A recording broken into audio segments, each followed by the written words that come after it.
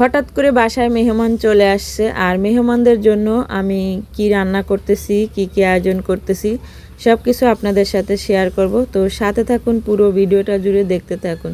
তো ভিউয়ার্স, আসসালামু আলাইকুম, কেমন আছেন সবাই? আশা করছি যে যেখানে আছেন অনেক অনেক ভালো আছেন। আলহামদুলিল্লাহ, আমিও অনেকটা ভালো আছি এখন।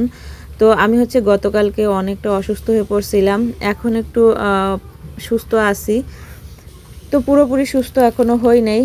তো যাই হোক, আমি একটু বাজারে গেছি ডাক্তারের কাছে। তো সেখান থেকে আসার সময় আমি কিছু মাছ কিনে নিয়ে আসছি। তো দেখেন, একবারে তাজা তাজা মাছ, 160 টাকা কেজি। আর এইগুলো হচ্ছে 150 টাকা কেজি বাটা মাছ, সেই একবারে তাজা মাছগুলো। এখন আমি কাটবো মাছগুলো।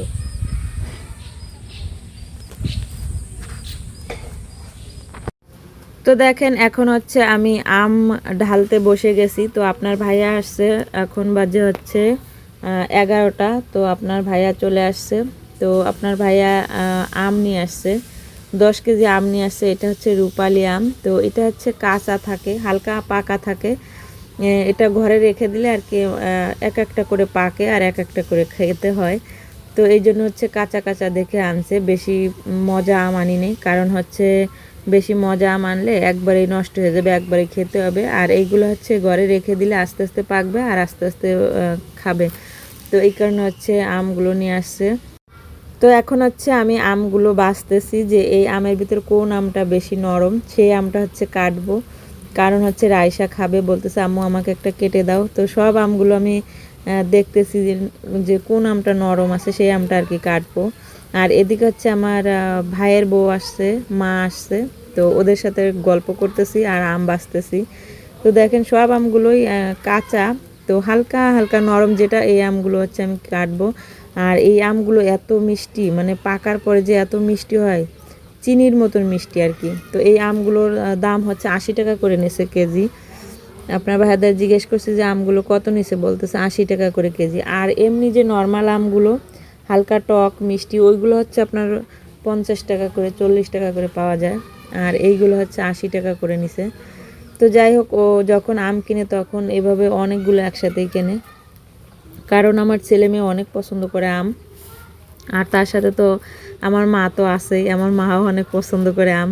তো শাশুড়ি মা আসছে, শালা বউ আসছে বাসায়, এই কারণে আমার হাজব্যান্ড অনেক অনেক আম কিনে নিয়ে আসছে।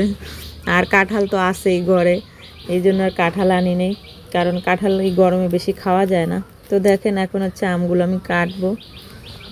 আর এদিকে এই যে দেখেন, তেল আনছে, 5 লিটার তেল আনছে তীর।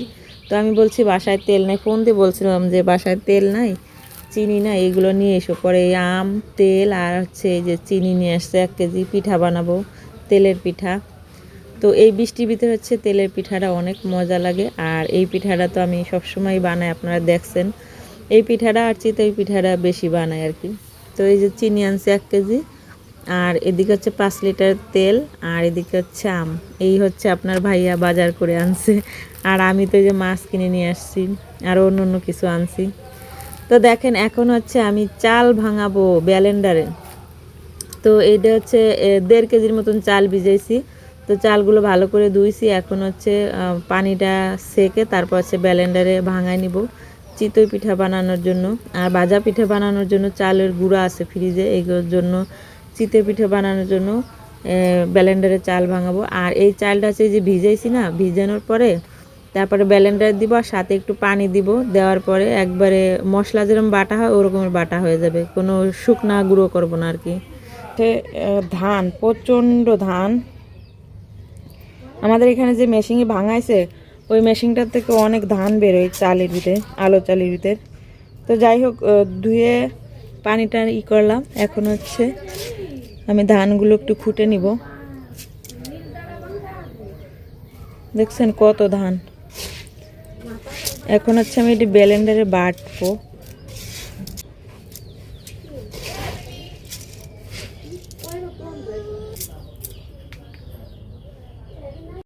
তো দেখেন, ব্লেন্ডারে চাল ভাঙানো হয়ে গেছে, অফ ক্যামেরায় ভাঙাই নিছি। তো আপনাদের দেখাইতে পারি না কীভাবে যে চাল ভাঙাইছি।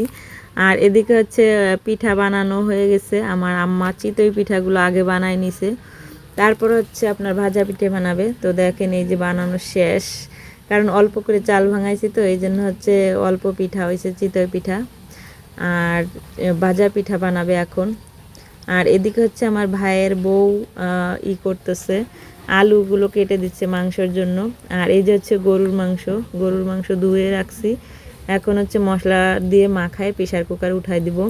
আর এদিকে হচ্ছে এই যে তেলটাকে খুলে দিচ্ছে, আম্মা বলতেছে যে তেলটা খুলে দাও, তেলের পিঠে বানাতে তো অনেক তেল লাগে। তো তেল হচ্ছে খুলে দিচ্ছে, এখন হচ্ছে দিয়ে দেবে। দেখেন কি টেকনিকে তেলটা খুললো। আর আমি হলে কি করতাম, ওই বটির কোনা দিয়ে পরে এটা উঠাতাম, আর ও হচ্ছে টান দিছে উঠে গেছে। আমি তো দেখে পুরো অবাক, আমি বলতেছি এভাবে উঠবে না, তেল পড়ে যাবে। কয় না উঠবে, তাই করে ও টান দিছে পরে উঠে গেছে। তো যাই হোক, একটা জিনিস তো শিখে নিলাম, শিখার কোনো শেষ নাই বন্ধুরা। তো দেখেন এখন হচ্ছে পিঠা বানাবে, তেলের পিঠা। তো তেল দিয়ে দিছে কড়াইতে, তেলটা এখন গরম হয়ে গেছে। এখন এই যে মা পিঠাটা দিয়ে দিল, প্রথম পিঠা। তো আমার মা যখনই আসে তখন আমি ভাজা পিঠাটা বেশি বানাই। আর আমার মাও অনেক পছন্দ করে ভাজা পিঠে মানে খেতে আর কি। আর চিতই পিঠেটা আমি পছন্দ করি, কারণ মাংস দিয়ে চিতই পিঠেটা অনেক প্রিয় আমার কাছে। তো অনেক বন্ধুরা আছেন আপনাদের কাছেও প্রিয় চিতই পিঠা আর হচ্ছে মাংস, সেই স্বাদ। তো দেখেন প্রথমবার দিছে তো এই জন্য তলে একটু হালকা লেগে গেছে। তো তারপরও ঠিক হয়ে যাবে, সমস্যা হবে না। বলবেন ওই যে আল্লাহ রহমতে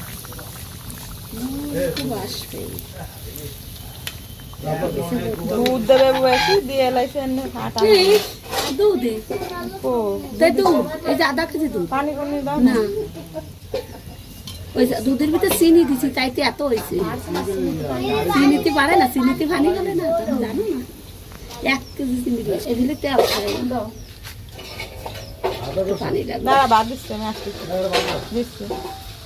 আর তুই মাসুম। তো দেখেন এই মাত্র হচ্ছে আমার ছোট ভাই চলে আসছে ঢাকা থেকে। তো আইসেই আপনাদের ভাইয়া বলতেছে ওকে ভাত দাও, অনেক কষ্ট করে আসছে এত দূর থেকে। এখন হচ্ছে বিকাল 2টা বাজে আর কি।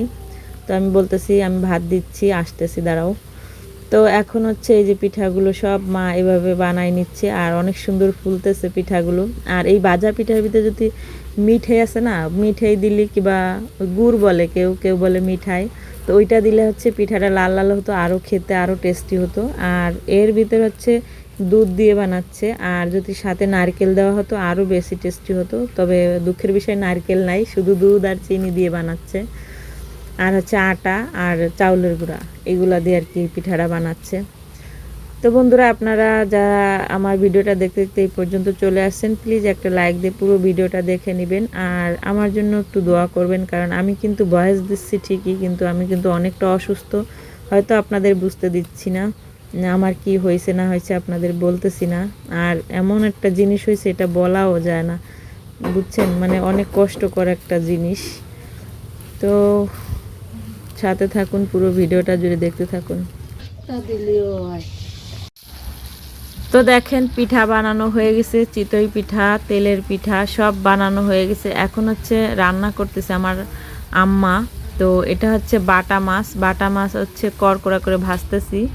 আর এদিকে হচ্ছে রুই মাছ দিয়ে আর হচ্ছে ডিম, রুই মাছ আর ডিম একসাথে ভুনা করে নিচ্ছি। তো তারপর হচ্ছে মুরগির মাংস রান্না করব, আর হচ্ছে গরুর মাংস তো বসাই দিছি প্রেসার কুকারে। তো এই হচ্ছে রান্না বাড়ার আয়োজন।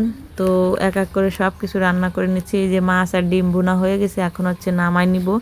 তারপর হচ্ছে এই যে মুরগির মাংস রান্না করব। মুরগির মাংস ধুয়ে পরিষ্কার করে রেখে দিছি, এটা নামানোর পর তারপর হচ্ছে মুরগির মাংস রান্না করব। তো দেখেন বন্ধুরা রান্না হয়ে গেছে, এদিকে ভাত রান্না করছি, এদিকে মুরগির মাংস, তারপর হচ্ছে রুই মাছ ভুনা, ডিম সাথে, আর হচ্ছে বাটা মাছ ভাজছি, আর হচ্ছে গরুর মাংস রান্না করছি।